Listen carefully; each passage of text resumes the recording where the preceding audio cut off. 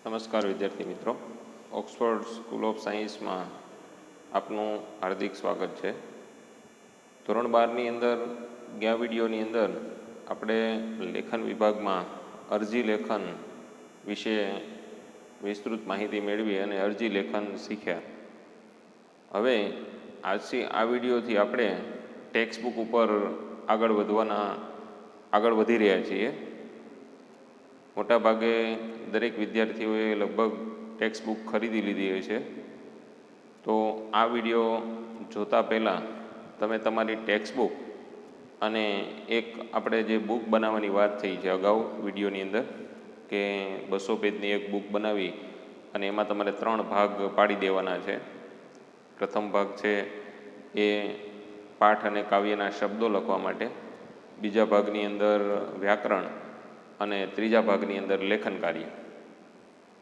તો આવી રીતે કદાચ તમે હજી બુક બનાવી ન હોય તો એક 200 પેજની બુક લઈ અને એને 3 ભાગની અંદર વિભાજિત કરી દેજો. એમાં શબ્દાર્થનો જે ભાગ છે એ થોડોક વધારે રાખવાનો છે, વ્યાકરણ અને લેખનના બંને સમાન ભાગો રાખવાના. એ રીતે એક બુકને 3 ભાગની અંદર વિભાજિત કરી અને એ બુક અત્યારે તમારી સાથે રાખવાની છે.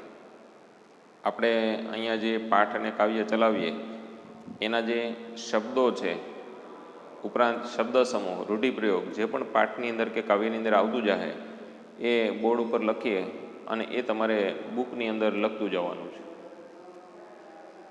પાઠ કે કાવ્યના સ્વાધ્યાયના પ્રશ્ન તમારે બુકની અંદર લખવાના નથી.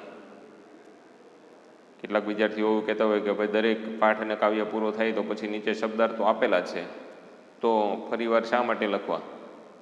પણ એની અંદર જે શબ્દો આપ્યા છે અમુક લિમિટેડ શબ્દો હોય છે, પછી એની અંદર શબ્દ સમૂહ, રૂઢિપ્રયોગ એવું અલગ પાડેલું નહીં હોય. આપણે જ્યારે અહીંયા લખાવતા હોય ત્યારે તમને કહેવામાં આવશે કે ભાઈ આ શબ્દ સમૂહ છે, આ રૂઢિપ્રયોગ છે અને આ ખાલી સામાન્ય શબ્દ છે ને એના એકાદ બે સમાનાર્થી જે બીજા વધારાના આવતા હોય છે એ પણ આપણે એની અંદર લખતા જઈશું.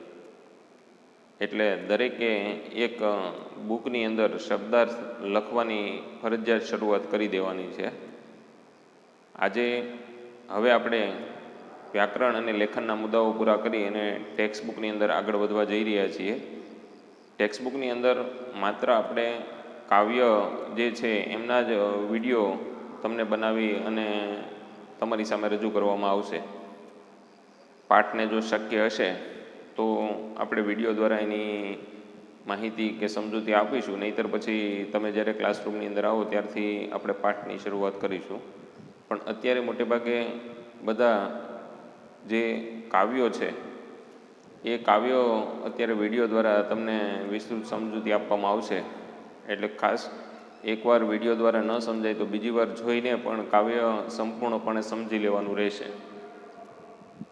કારણ કે ભવિષ્યની અંદર કદાચ આપણી પાસે સમય ઓછો હોય તો વિડીયો દ્વારા જે પણ કાવ્યની સમજૂતી આપી છે એ ફરીવાર ખાલી થોડીક વાર રિપીટ કરી અને પછી આગળ આપણે વધવાનું રહેશે.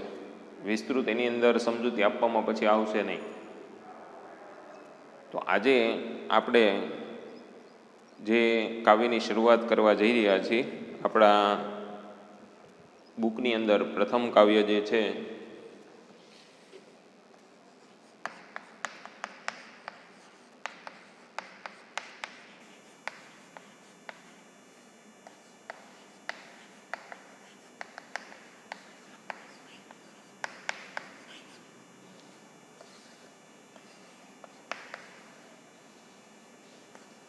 અખિલ બ્રહ્માંડમાં એક તું શ્રી હરિ.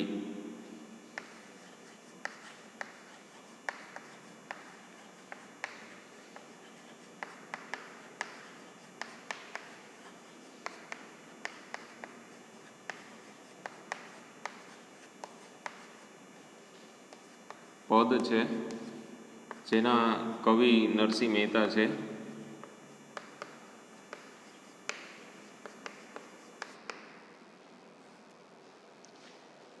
અખિલ બ્રહ્માંડમાં, આમ તો એનું જે ટૂંકું નામ એક તું શ્રી હરિ, આખી આપણે પંક્તિની વાત કરી.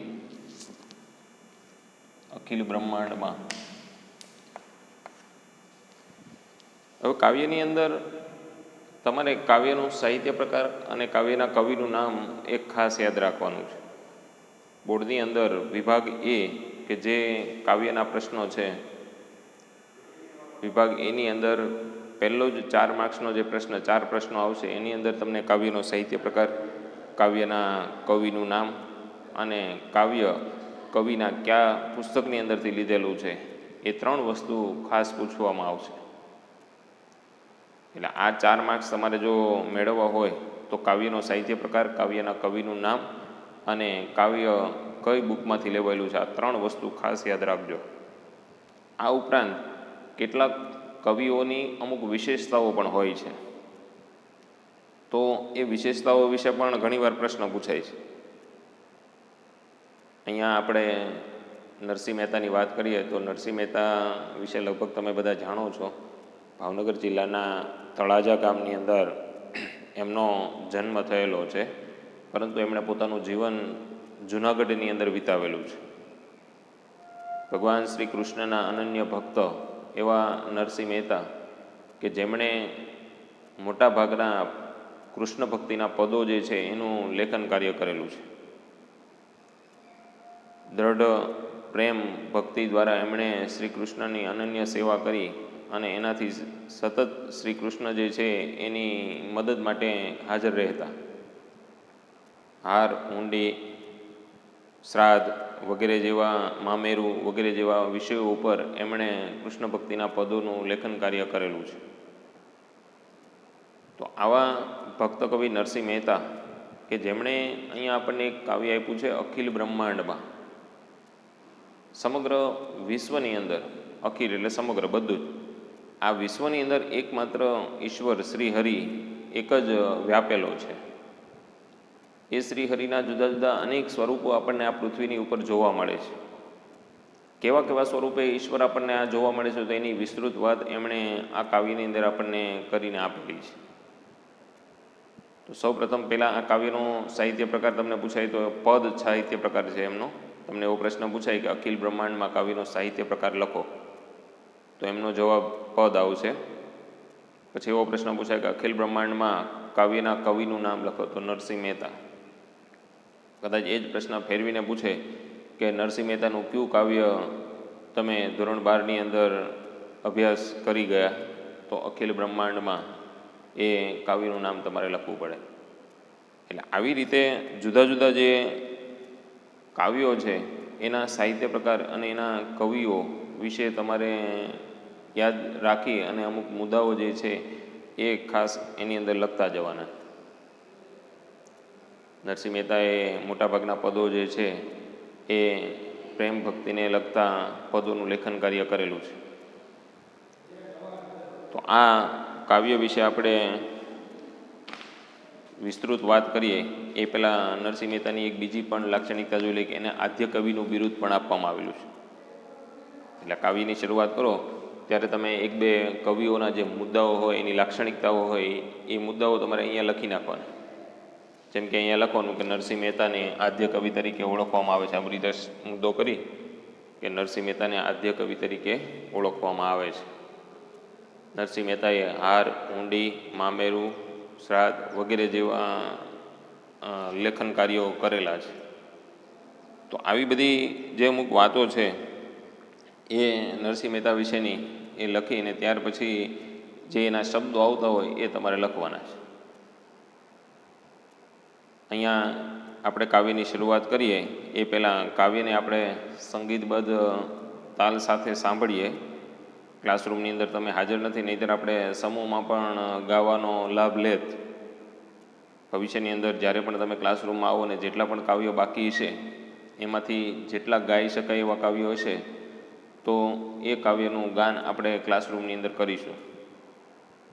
મોટાભાગના પદ છે, ભજન છે, ગીત છે વગેરે જેવા કાવ્યો છે એ ગાઈ શકાતા હોય છે. આખ્યાન કાવ્ય છે, ખંડ કાવ્ય છે વગેરેનું ગાન થઈ શકતું હોતું નથી. તો અહીંયા અખિલ બ્રહ્માંડમાં કાવ્ય જે છે એ પદ સાહિત્ય પ્રકાર એમનો છે, એટલે એ ગાઈ શકાય છે. ઘણી જગ્યાએ તમે એને પ્રભાતિયા તરીકે સાંભળેલું પણ હશે. તો આજે સૌપ્રથમ પહેલાં આપણે એ કાવ્ય સાંભળીએ અને ત્યાર પછી એની વિસ્તૃત સમજૂતી મેળવીએ. તો તમે બધા તમારી બુક પોતાની પાસે જ રાખી દેજો અને જે તમારે લખવાના છે એની અંદર શબ્દો એ નોટબુક પણ તમારે તમારી સાથે રાખવાની છે. તો સાંભળીએ આપણે અખિલ બ્રહ્માંડમાં એક તું શ્રી હરિ.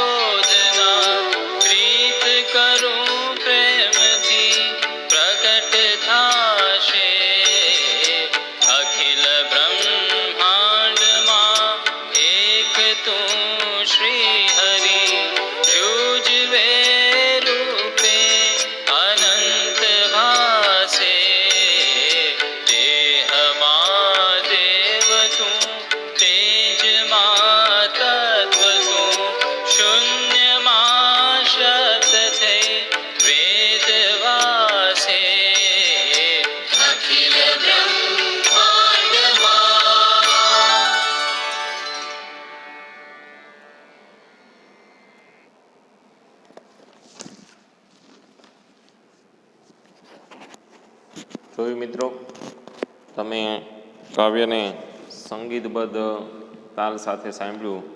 ઘણી જગ્યાએ પ્રભાતિયા તરીકે પણ આ પદ જે છે એ આપણને સાંભળવા મળતું હોય છે. તો ભક્ત કવિ નરસિંહ મહેતા કે જેમણે શ્રી કૃષ્ણને સંબોધી અને એમના પદોનું સર્જન કરેલું છે, એમના મોટાભાગના પદો છે એ ઝૂલણા છંદની અંદર લખાયેલા છે. એ પણ એક વસ્તુ યાદ રાખજો. તમને એવો પ્રશ્ન પૂછાય કે કવિ નરસિંહ મહેતાના પદો મોટે ભાગે કયા છંદની અંદર લખાયેલા છે, તો ઝૂલણા છંદની અંદર. આદ્ય કવિનું પણ એમને બિરુદ આપવામાં આવેલું છે. હાર, હુંડી, મામેરું, શ્રાદ્ધ વગેરે જેવા કૃષ્ણ ભક્તિના અન્ય પ્રસંગો વિશે એમણે લેખન કાર્ય કરેલું છે. તો આવા જે ભક્ત કવિ નરસિંહ મહેતા છે કે જેમણે અહીંયા આપણને એક ખૂબ સરસ પ્રકૃતિ અને ઈશ્વરનો સમન્વય દર્શાવતું કાવ્ય જે છે, અખિલ બ્રહ્માંડમાં એક તું શ્રી હરિ, જે અહીંયા આપેલું છે. જોઈએ આપણે કાવ્ય પહેલું, અખિલ બ્રહ્માંડમાં, કવિ નરસિંહ મહેતા. અખિલ બ્રહ્માંડમાં એક તું શ્રી હરિ, જુજવે રૂપે અનંત ભાસે, દેહમાં દેવ તું, તત્વમાં તેજ તું, શૂન્યમાં શબ્દ થઈ વેદવાસે. અખિલ એક શબ્દ લખજો.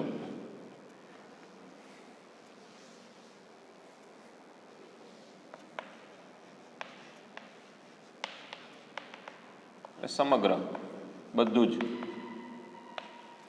અખિલ બ્રહ્માંડમાં એક તું શ્રી હરિ. આ સમગ્ર બ્રહ્માંડની અંદર, આ સમગ્ર પૃથ્વીની અંદર એકમાત્ર શ્રી હરિ એટલે કે ઈશ્વર જે છે એ રહેલો છે. જુજવે રૂપે અનંત ભાસે. જુજવે એક શબ્દ લખજો, એટલે જુદા જુદા. જુજવે રૂપે અનંત ભાસે. અનંત શબ્દ સમૂહ માટે એક શબ્દ છે, જેનો કોઈ અંત નથી તેવું.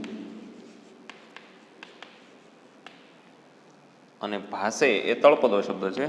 ભાસે એટલે દેખાય.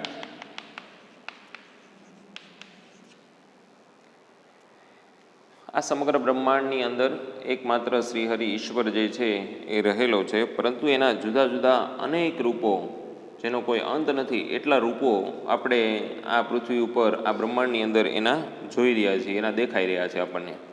કેવા કેવા રૂપે ઈશ્વર રહેલો છે આ પૃથ્વીની અંદર, આ બ્રહ્માંડની અંદર, તો એની વાત કરે છે. જો દેહમાં દેવ તું, તત્વમાં તેજ તું, શૂન્યમાં શબ્દ થઈ વેદવાસે.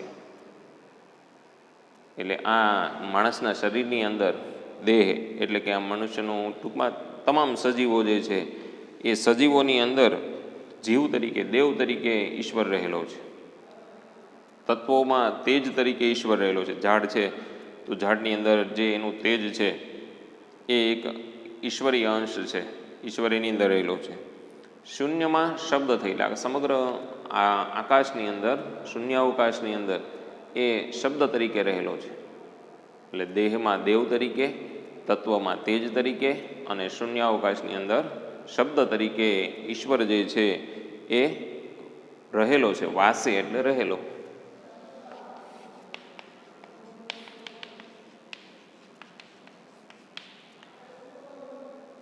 એટલે તમને પ્રશ્ન પૂછાય કે આ બ્રહ્માંડની અંદર ઈશ્વર કેવા કેવા રૂપોમાં રહેલો છે. જો તમને અહીંયા પ્રશ્ન સ્વાધ્યાયની અંદર પાછળ આપેલો છે.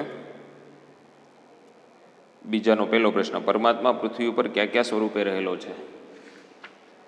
તો પરમાત્મા આ પૃથ્વી ઉપર દેહમાં દેવ તરીકે, તત્વમાં તેજ તરીકે અને શૂન્યમાં શબ્દ તરીકે ઈશ્વર એટલે કે પરમાત્મા છે એ આ પૃથ્વી ઉપર રહેલો છે, એવો જવાબ થશે એનો. પછી આગળ વાત કરે છે. જો પવન તું, પાણી તું, ભૂમિ તું, ભૂધરા, વૃક્ષ થઈ ફૂલી રહ્યો આકાશે. આ પવન જે છે એ પણ એક ઈશ્વરનો જ અંશ છે. જમીનની અંદર પેટાળમાંથી પાણી નીકળે તો એ પણ એક ઈશ્વરની જ દેન છે. ભૂમિ એટલે કે આ જમીન જે છે એ પણ ઈશ્વરીય વરદાન છે, ઈશ્વરના જ અંશો એની અંદર રહેલા છે. ભૂધરા ઈશ્વર માટે વાપરેલો શબ્દ છે. શબ્દ સમૂહ માટે એક શબ્દ. ભૂમિને ધારણ કરનાર, આ પૃથ્વીને ધારણ કરનાર એવો ઈશ્વર છે, ભગવાન છે, એટલે એને ભૂધરા તરીકે જે નામ છે એ કવિ આપેલું છે. એટલે હે ભૂધરા, તું પવન રૂપે, પાણી રૂપે અને વૃક્ષ રૂપે આ ધરતી ઉપર, આ આકાશની અંદર અને સમગ્ર બ્રહ્માંડની અંદર ફૂલી ફાલી રહ્યો છું. વિવિધ રચના કરી અનેક રસ લેવાને, શિવ થકી જીવ થયો એ જાશે. જુદા જુદા અનેક પ્રકારના રસ લેવા માટે જુદી જુદી અનેક રચનાઓ તે અહીંયા કરી છે. રચના એટલે આકાર. જુદી જુદી અનેક વસ્તુઓનું સર્જન કર્યું છે. પર્વત બનાવ્યા, નદી બનાવી, પ્રદેશ, રેતાળ પ્રદેશ બનાવ્યા, જંગલો બનાવ્યા. તો આ બધા અનેક જુદા જુદા રસ લેવા માટે, લોકોને, સજીવોને આનંદ લેવા માટે ઈશ્વરે આ બધી રચનાઓ કરેલી છે, આ બધા આકારો બનાવેલા. રચના અને રસના આ બે શબ્દ ખાસ યાદ રાખજો. ખાલી જો એક તમે શબ્દ વચ્ચે લખી નાખો તો આખો અર્થ બદલી જતો હોય છે. રચના એટલે આકાર થાય. આ રસના તો કદાચ તમે નામ સાંભળ્યું હોય છે. ઉનાળો આવે અને તમે જે પેલું પીણું પીતા હોય એ રસના, પણ એ તો એક કંપનીનું નામ છે, પ્રોડક્ટનું નામ છે. પણ આ રસના એટલે શું થાય? આ રસના એટલે જીભ થાય. પણ આપણે અહીંયા આ રચનાની ઈશ્વરની વાત કરેલી છે. ઈશ્વરે જુદા જુદી અનેક પ્રકૃતિઓના અહીંયા આકારોનું સર્જન કરેલું છે કે જેનાથી આપણે જુદા જુદા અનેક પ્રકારના રસ જે છે એ જીવનની અંદર લઈ શકતા હોઈએ છીએ. શિવ થકી જીવ થયો એ જ આ છે. ઈશ્વર શિવ જે છે, ભગવાન શંકર, એ જીવ તરીકે આ સમગ્ર પૃથ્વીની અંદર જેટલા પણ સજીવો છે એની અંદર વસવાટ કરે છે. એટલે ઈશ્વર છે એમણે આ દુનિયા ઉપર દરેકની અંદર વાસ કરેલો છે એવું કવિ કહેવા માંગે છે. વેદ તો એમ વદે, શ્રુતિ સ્મૃતિ શાખ દે, કનક કુંડળ વિશે ભેદ ન હોય. વેદ તો એમ વદે, વદે એટલે બોલે.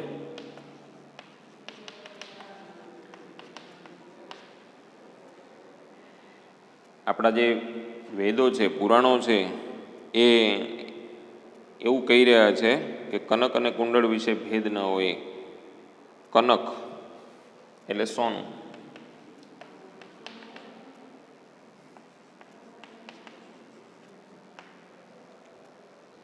અને કુંડળ એ શબ્દ તમે સાંભળ્યો હોય છે. શબ્દ સમૂહ માટે એક શબ્દ, કાનમાં પહેરવાનું આભૂષણ.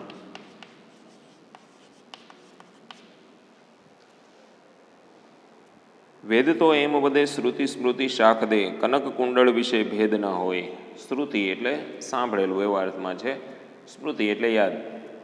વેદો એવું કહી રહ્યા છે કે સોનું જે છે એ સોનું અને કુંડળ એ બંનેની અંદર કોઈ ભેદ નથી, કારણ કે અંતે તો એ સોનું જ છે. સોનાની અંદરથી જુદા જુદા ઘાટ બનાવી દે એટલે એના જુદા જુદા આભૂષણોના નામ બનાવવામાં આવે છે. એટલે જો એની જ વાત કરીએ આગળ. ઘાટ ઘડ્યા પછી નામરૂપ જુજવા, અંતે તો હેમનું હેમ હોય. ઘાટ એટલે એને આકાર જે આપવામાં આવે છે, સોનાને જુદા જુદા આકાર આપવામાં આવે તો પછી એના આભૂષણોના નામ જુદા જુદા થઈ જાય. સોનાનો આવી રીતે ચેઇન બનાવવામાં આવે તો એને આપણે ચેઇન તરીકે ઓળખીએ. કાનમાં પહેરવાનું આભૂષણ બનાવે તો કુંડળ તરીકે ઓળખીએ. હાથમાં પહેરવાનું આભૂષણ બનાવે તો લક્કી તરીકે આપણે ઓળખીએ. પણ અંતે તો હેમનું હેમ હોય. હેમ એટલે સોનું, એ પણ આનો સમાનાર્થી છે. કનક, સોનું, હેમ, કંચન, આ બધા એના સમાનાર્થી છે. એટલે અંતે તો હેમનું હેમ હોય. બધું જ સોનું છે એ સોનું જ હોય છે મૂળ રૂપમાં, પરંતુ એના જુદા જુદા ઘાટ ઘડી દેવામાં આવે તો એના જુદા જુદા નામ બની જતા હોય છે. એવું જ આ ઈશ્વરનું છે. ઈશ્વર તો અંતે એક જ છે, પરંતુ એના જુદા જુદા અનેક નામો આપણે એને નામોથી બોલાવતા હોઈએ. જે સંપ્રદાય હોય એ સંપ્રદાય પ્રમાણે એ ઈશ્વરનું નામ પાડેલું. માતાજી તરીકે છે, કૃષ્ણ ભગવાનના અલગ અલગ સ્વરૂપો હોય. બાળકૃષ્ણ હોય તો આપણે એને કનૈયા તરીકે ઓળખીએ, યુવાન હોય તો યોગેશ્વર ભગવાન તરીકે ઓળખીએ. એવી રીતે અનેક પ્રકારના એના નામો હોય છે. એટલે એની જ વાત આગળ કરી. જો ગ્રંથે ગરબડ કરી વાત નવ કરી ખરી, જેહને જે ગમે તેને પૂજે. આપણા ગ્રંથોએ એવી ગરબડ કરી નાખી છે કે લોકોને કોઈ સાચો માર્ગ જે છે એ બતાવ્યો નથી. જેને જે ગમે એની એ પૂજા કરવા લાગી જાય અને એ સંપ્રદાયની અંદર જોડાઈ જતા હોય છે. જેને જે ગમે તેને પૂજે. જે ભગવાનમાં આસ્થા ધારણ કરી દે એ જ ઈશ્વરનું એ સતત રટણ કરતો હોય છે. એટલે જ આપણે હિન્દુ ધર્મની અંદર તમે જુઓ તો અનેક પ્રકારના ફાટાઓ છે. સ્વામિનારાયણ સંપ્રદાય છે, યોગેશ્વર સંપ્રદાય છે, વૈષ્ણવ સંપ્રદાય છે, પછી કેટલાય અલગ અલગ માતાજીઓ છે, કેટલાય અનેક પ્રકારના દેવો છે. કેટલાક હનુમાનજીને માનતા હોય, કેટલાક શૈવ ધર્મી હોય તો શંકર ભગવાનને માનતા હોય, કેટલાક વિષ્ણુ ભગવાનની પૂજા કરતા હોય, કેટલાક બ્રહ્માજીની પૂજા કરતા હોય, કેટલાક કૃષ્ણ ભગવાનની પૂજા કરતા હોય, કેટલાક સ્વામિનારાયણ ભગવાનની પૂજા કરતા હોય. એટલે જેને જે ગમે એની એ પૂજા કરવા લાગી જતા હોય છે. એટલે ગ્રંથોએ લોકોને ક્યાંય પણ સાચો માર્ગ બતાવ્યો નથી. એટલે કવિ અહીંયા કહે છે ગ્રંથે ગરબડ કરી વાત નવ કરી ખરી. કોઈને સાચો માર્ગ બતાવ્યો નહીં, જેને જે ગમે એની પૂજા કરવા બધા લાગી ગયા. મન વચન કર્મથી આપ માની લહે, સત્ય છે એ જ મન એમ સૂજે. આપણે આપણા મન વચન કર્મથી જે ઈશ્વરની અંદર આસ્થા રાખીએ એ ઈશ્વરને આપણે સતત પછી ભેજા કરતા હોઈએ છીએ. મોટાભાગે આપણે તમે જુઓ કે દરેક જે ધર્મ જે સંપ્રદાયનું અનુકરણ કરતા હોય કેવી રીતે કરતા હોય કે એ ધર્મ સારો છે કે એના અંદરના મૂળ તત્વો બધા સમજી લીધા છે એટલે કરતા હોય એવું નથી. પણ આપણા વડીલો પરંપરાગત જે ધર્મ જે સંપ્રદાયનું અનુકરણ કરતા હોય એ જ આપણે કરવા લાગી જતા હોઈએ. આપણા વડીલો વૈષ્ણવ સંપ્રદાયમાં માનતા હોય તો આપણે પણ એમાં જોડાઈ જઈએ. આપણા વડીલો સ્વામિનારાયણ સંપ્રદાયમાં માનતા હોય તો આપણે પણ એ સ્વામિનારાયણ સંપ્રદાયની અંદર જોડાઈ જતા હોઈએ. એટલે કયો સંપ્રદાય કેવા એના નીતિ નિયમો છે એ સમજ્યા વગર આપણે એ દરેક સંપ્રદાયની અંદર એનું અનુકરણ કરવા લાગી જતા હોઈએ છીએ. એટલે મન વચન કર્મથી આપણે જેની અંદર આસ્થાનું આરોપણ કરીએ, શ્રદ્ધા આરોપીએ એ જ આપણે ધર્મ એ જ સંપ્રદાય છે એનું અનુકરણ કરીએ છીએ એવું કવિ કહે છે અહીંયા. વૃક્ષમાં બીજ તું બીજમાં વૃક્ષ તું, જોઉં પટંતરો એ જ પાસે. પટંતરો એક શબ્દ લખજો એટલે પડદો. વૃક્ષમાં બીજ તું બીજમાં વૃક્ષ તું, જોઉં પટંતરો એ જ પાસે. વૃક્ષ અને બીજના કાર્યકારણના સંબંધનો ઉલ્લેખ અહીંયા કરેલો છે. વૃક્ષ જે છે એ કાર્ય છે તો બીજ છે એનું કારણ છે. કોઈ પણ કાર્ય છે એ કારણ વગર સંભવી શકતું નથી. બીજ છે એ કારણ છે. એ તમે બીજને જમીનની અંદર વાવો તો એની અંદરથી વૃક્ષ થાય. એટલે દુનિયાની અંદર દરેક કાર્ય છે એ કોઈને કોઈ કારણના હિસાબે શક્ય બનતા હોય છે. દાખલા તરીકે અત્યારની આપણે વાત કરીએ કે આ સમગ્ર વિશ્વની અંદર કોરોના મહામારી આવી તો કોરોના એ કારણ છે અને એની હવે વેક્સિન બનાવવા માટે એની રસી બનાવવા માટે દરેક દેશ લાગી ગયા. તો એ એક પ્રકારનું કાર્ય થયું. કોરોના નામનું કારણ છે એટલે એની રસી બનાવવા માટે બધા દેશે પ્રયત્ન કર્યો. જો કોરોના નામનું કારણ ઉત્પન્ન થયું જ ન હોત તો એની રસી બનાવવા માટેનું કાર્ય શરૂ થાત જ નહીં. એટલે દરેક કાર્ય છે એ કોઈને કોઈ કારણ એની અંદર રહેલું હોય તો જ એ કાર્ય છે એ સંભવી શકે. એટલે બીજ અને વૃક્ષ પણ એવી જ રીતે છે. એ બંને વચ્ચે પણ કાર્યકારણનો સંબંધ છે. બીજને જમીનની અંદર વાવો તો એની અંદરથી વૃક્ષ જે છે એ પ્રગટ થાય. જો બીજ જ વાવવામાં ન આવે તો વૃક્ષ ઉત્પન્ન થવાનો, વૃક્ષ બનવાનો કોઈ પ્રશ્ન ઊભો થતો જ નથી. એટલે અહીંયા ઈશ્વરના અનુસંધાને એ વાતનો ઉલ્લેખ કર્યો. ભણે નરસયો એ મનતણી શોધના, પ્રીત કરું પ્રેમથી પ્રગટ થશે. ભણે એક છેલ્લો શબ્દ લખી નાખજો. ભણે એટલે બોલે, કહે. છેલ્લે નરસિંહ મહેતાએ એવું કીધું કે આપણે જો સાચા પ્રેમથી ઈશ્વરની ભક્તિ કરીએ તો ચોક્કસ ઈશ્વર આપણને પ્રાપ્ત થતો હોય છે. પ્રીત કરું પ્રેમથી પ્રગટ થશે. પ્રેમથી કોઈ પણ પ્રકારનું કરેલું કાર્ય જે છે એ હંમેશા સફળ થતું હોય છે. એટલે સાચા પ્રેમથી સાચી ભક્તિથી તમે ઈશ્વરને ભજો તો ચોક્કસ ઈશ્વર તમારી પાસે આવે છે એવું છેલ્લે નરસિંહ મહેતા કહી અને કાવ્ય પૂરું કરે છે. એટલે આ રીતે કવિ નરસિંહ મહેતાએ અખિલ બ્રહ્માંડમાં એક તું શ્રી હરિ એ રીતની વાત કરીને સમગ્ર બ્રહ્માંડની અંદર, સમગ્ર વિશ્વની અંદર એકમાત્ર ઈશ્વર જે છે એ વ્યાપેલો છે, રહેલો છે, એ વાત અહીંયા આપણને કાવ્ય દ્વારા સમજાવેલી છે. લગભગ દરેક પંક્તિઓ તમને સમજાઈ ગઈ છે. કાવ્યની અંદરથી મુદ્દાસર એવો પ્રશ્ન પૂછાય કે આ કાવ્યની અંદર નરસિંહ મહેતા પરમ તત્વને પામવાની વાત કેવી રીતે સમજાવે છે, મુદ્દાસર પ્રશ્ન છે જ પાછળ. તો આખા કાવ્યની વાત, આખા કાવ્યની સમજૂતી તમારે એની અંદર લખવાની થાય, પહેલેથી છેલ્લે સુધીની. અત્યારે જે આપણે આખું સમજાવ્યું કાવ્ય એ રીતે. બાકી ટૂંકા પ્રશ્નો છે, તમે જુઓ કે સમગ્ર બ્રહ્માંડમાં કોણ વ્યાપેલું છે, સ્વાધ્યાયની અંદર પહેલો પ્રશ્ન છે, તો તમને ખ્યાલ આવી જાય કોણ વ્યાપેલું છે. શ્રી હરિ, ઈશ્વર. સમગ્ર બ્રહ્માંડની અંદર શ્રી હરિ અથવા ઈશ્વર વ્યાપેલો છે. પરમાત્માએ વૈવિધ્યપૂર્ણ સૃષ્ટિનું સર્જન શા માટે કર્યું? આપણે આગળ ઓલી પંક્તિ જોઈએ, અનેક રસ લેવાને, વિવિધ રચના કરી. તો આ વૈવિધ્યપૂર્ણ સૃષ્ટિ શા માટે કરી? જુદા જુદા રસને ગ્રહણ કરવા માટે.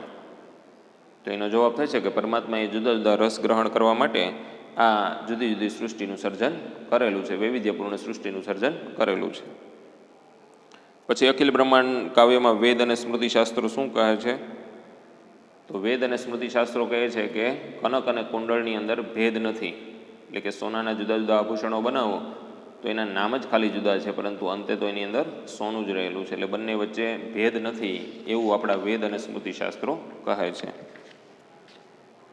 પછી કવિના મતે ઈશ્વરને કઈ કઈ રીતે પામી શકાય? તો છેલ્લે જે નરસિંહ મહેતાએ વાત કરી કે સાચા હૃદયની પ્રેમપૂર્વકની ભક્તિ કરવાથી ઈશ્વરને જે છે પામી શકાય છે. જ્ઞાન ગ્રંથો થકી કઈ પરિસ્થિતિ સર્જાય છે? તો જ્ઞાન ગ્રંથો એટલે કે આપણા ગ્રંથોએ ગડબડ કરી છે, આપણને કોઈ સાચો રસ્તો બતાવ્યો નથી. જેને જે ગમે એની પૂજા કરવા લાગી ગયા છે બધા. તો જ્ઞાન ગ્રંથોએ આ ગડબડ કરી કે કોઈને સાચો માર્ગ બતાવ્યો નથી, જેને જે ગમે એની પૂજા કરવા લાગી જાય છે. પછી નીચેના પ્રશ્નોના 2-3 વાક્યમાં ઉત્તર લખો. પરમાત્મા પૃથ્વી ઉપર ક્યાં ક્યાં સ્વરૂપે રહેલો છે? તો હમણાં આગળ પણ આપણે કાવ્ય શરૂ કર્યું ત્યારે વાત કરી, પહેલી જ પંક્તિની અંદર આવ્યું, દેહમાં દેવ તરીકે, તત્વમાં તેજ તરીકે અને શૂન્યમાં શબ્દ તરીકે પરમાત્મા જે છે એ રહેલો છે. સોનું તો આખરે સોનું જ છે એવું શાથી કહી શકાય? તો અંતે તો હેમનું હેમ હોય, જે પંક્તિ આપણે સમજાવી કે સોનાની અંદરથી જુદા જુદા આભૂષણો બનાવવામાં આવે તો એના જુદા જુદા નામ હોય છે. કાનમાં પહેરવાનું આભૂષણ બને તો એને કુંડળ કહેવાય, હાથમાં પહેરવાનું આભૂષણ બને તો લક્કી કહેવાય, ગળામાં પહેરવાનું આભૂષણ બને તો એને હાર કે ચેઇન કહીએ આપણે. તો આવી રીતે બધા આભૂષણોના નામ જુદા છે, પરંતુ અંતે એની અંદર મૂળ તત્વ તો સોનું જ છે. એટલે અંતે સોનું તો સોનું જ છે એવું આપણે કહી શકીએ. પછી બીજ અને વૃક્ષનો કાર્યકારણ સંબંધ સ્પષ્ટ કરો. તો હમણાં જ આપણે છેલ્લે વાત કરી કે બીજ એ કારણ છે અને વૃક્ષ એ કાર્ય છે. કોઈ પણ કાર્ય છે એ કારણ વગર સંભવી શકે નહીં. બીજને જમીનની અંદર વાવવામાં આવે તો જ એની અંદરથી વૃક્ષ જે છે એ ઉત્પન્ન થાય. એટલે બીજ અને વૃક્ષ એ બંને વચ્ચે કાર્યકારણનો સંબંધ છે. આ રીતનો જવાબ એનો થશે. પછી મુદ્દાસર જવાબ આપો. આ પદમાં નરસિંહ મહેતા પરમ તત્વને સી રીતે સમજાવે છે? તો આપણે વાત કરી કે પહેલેથી છેલ્લે સુધીની પંક્તિ જે છે એ તમારી એની અંદર સમજાવવાની છે. પછી ત્રીજાનો બીજો પ્રશ્ન છે સમજાવો. પણ સમજાવો એ પંક્તિઓ સમજાવવાની વાત આપણે બોર્ડની અંદર પૂછાતી નથી. 1 માર્ક્સના પ્રશ્ન, 2 માર્ક્સના પ્રશ્ન અને 4 માર્ક્સના પ્રશ્ન, એ 3 પ્રકારના પ્રશ્નો જ આપણે પૂછાય. તો ખ્યાલ આવ્યો? દરેક વિદ્યાર્થીને જો આ કાવ્યની અંદર કોઈ પણ વસ્તુ સમજાણી ન હોય તો ફરી પાછા જ્યારે ભવિષ્યની અંદર આપણે મળીએ ત્યારે, અથવા ફોન દ્વારા પણ તમે એ કોઈ પણ એની અંદર મૂંઝવતા પ્રશ્નો હોય તો એનું નિરાકરણ લાવી શકશો. હું આશા રાખું છું કે દરેક વિદ્યાર્થીઓને આ કાવ્ય સમજાઈ ગયું હશે. આભાર.